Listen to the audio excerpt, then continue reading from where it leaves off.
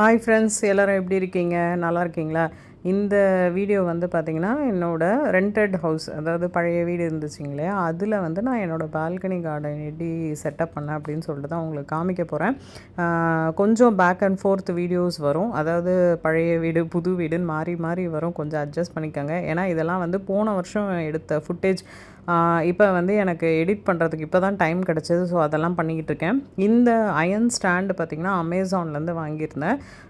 ஒரு ஆல்மோஸ்ட் 1.5 வருஷம் ஆயிடுச்சு. சூப்பராக இருக்குது. எவ்வளோ வெயிட் வச்சாலும் தாங்குது.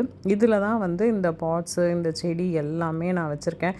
செம்ம சூப்பராக இருக்குது. அதுக்கப்புறம் பார்த்திங்கன்னா இதெல்லாம் வந்து இந்த சைடில் என்னோடய செடிகள் எல்லாமே. இந்த வீடு வந்து பார்த்திங்கன்னா கொஞ்சம் ரூஃப் வந்து ஃபுல்லாக இருக்கும். ஸோ மோஸ்ட்லி இன்டோர் பிளான்ட்ஸ் தான் வச்சுருப்பேன். எனக்கு ஃப்ளவரிங் பிளான்ட்ஸ் வைக்க முடியாது, ஏன்னா வெயில் இல்லை.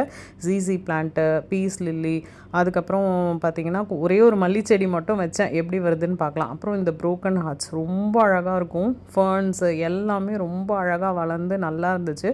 ஒரு ஃபுல் பால்கனி வீடியோ வந்து சீக்கிரமே நம்ம சேனலில் வரும், அதையும் பாருங்கள். மறுபடியும் ஒரு அழகான வீடியோவில் மீட் பண்ணுறேன் ஃப்ரெண்ட்ஸ். பாய், டேக் கேர்.